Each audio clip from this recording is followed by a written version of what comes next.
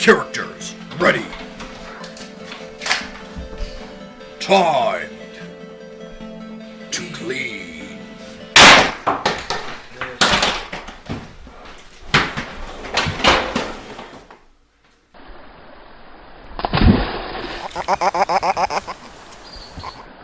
Dustforce is a tense, action-packed, exhilarating game with 50 levels that you can play through and challenge yourself on. What they will never mention at any point is the level of mastery over the game and controls required to get to over half of these levels to even play them.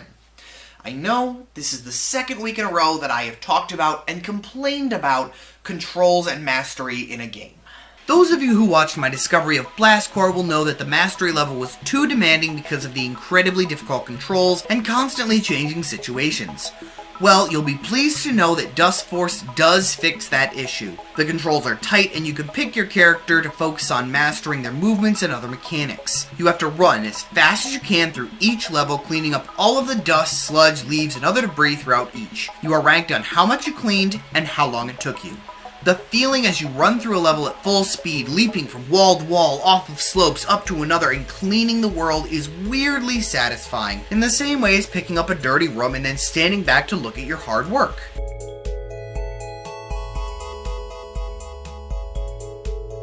I never said I do it very often, but in a game, it's an easy feeling to attain. There's some kind of story hinted at of a series of villains who are spreading filth and opposing the Dustforce, but you'll never get anything more than that opening cutscene.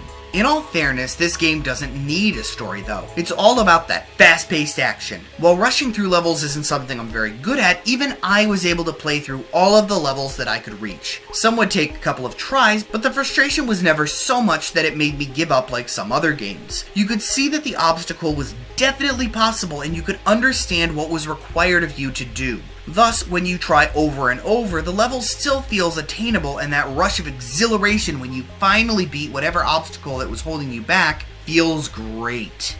The level select is actually its own playable zone too. You platform your way through a large world to find the doorways into individual levels. Some doors will be locked with a bronze, silver, or gold key, said keys being awarded to you if you achieve completely unknown parameters within levels. I would get keys by achieving an A, I'd get them with double Bs, I even achieved a key with double Cs. Basic levels that are automatically unlocked will grant bronze keys, levels unlocked with a bronze key will unlock silver, and those levels will grant you gold keys, the hardest of levels. And what do the gold levels look like? Couldn't tell you. While I managed to unlock a few silver levels and had lots of fun in the bronze and basic levels, I never even locked eyes on a gold door. This was my only issue with the game. The difficulty increase isn't just in the levels, it's also in the overworld. You'll have to complete more and more complex of platforming in order to even reach the levels, attaining points where the frustration starts to set in. I know these jumps are possible. I watched them be done online. I read and watched all kinds of tutorials in an attempt to progress through this game and reach the higher levels. I can beat silver levels. Even if my score isn't the best in the world, I don't care. I paid for the enjoyment of playing your game. Nothing ever said I had to be good at it, but for the most part, I simply cannot reach the higher levels. Even knowing these jumps are technically possible, I cannot achieve the perfection necessary. The simplest of them that I could achieve are still sometimes a bit ridiculous, such as a single dash jump into a wall, run as high as you can up the wall, and then jump away and up, then double jump up onto a roof slope, immediately shift the direction with the control stick facing as you slide backwards just as you settle into the corner, click jump while pressing up and at an angle to glide up the wall leaving the slope, click jump again for one more jump to finally get onto a new section in order to reach 3 levels. And remember, that is one of the easier platforming puzzles in the overworld. One of the crazier puzzles involves double jumping twice off an area that I never even reached onto a rising slope, up that slope, change angle to wall run straight up, to wall jump off to catch a wall, and wall jump back to a platform so that you can double jump to a new platform, to drop down to a small outcrop in order to reach a point where you can jump off with another double jump to hit right in the middle of a low hanging pillar so that you can silly run along a short distance to a slope so that you can use that slope into a vertical wall run into a single jump into another chain of slope ceiling slope runs, breaking off the wall after the final slope run into the jump midair to land on a wall, instigating a wall run up, finally reaching the platform to a level. Argue all you want that I need to get good and be better at the game, but there are players who have double S rankings on the levels that they can get to.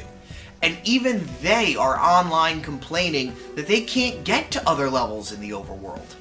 Within levels, there's multiple ways to solve challenges. There was never a challenge where I felt it was impossible. Every failing was my own fault. I knew what to do in order to improve, but as soon as I returned to the overworld, everything was convoluted. It's far too large for its own good as the developers tried to put in the extra platforming puzzles.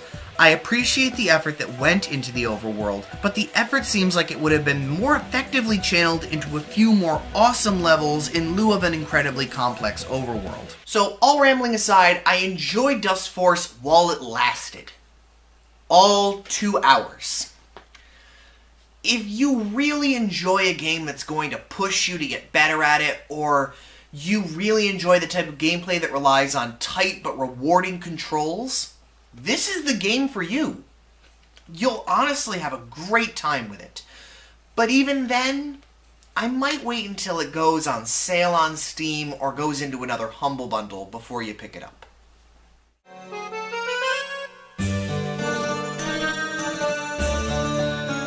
Hey everybody, thanks for watching. I hope you enjoyed the video, and if you did, please make sure to not only like it, but to share it around so that we can hopefully get more followers into the fold. And I'll see you all next week with another video that should be a bit longer. And until then, remember, life is always another game waiting to be discovered. Wait. Thing 1. Thing 2. I think his is bigger. Yeah, but his is attached to something. Woo! That is all. This is why I do not help you record. Okay.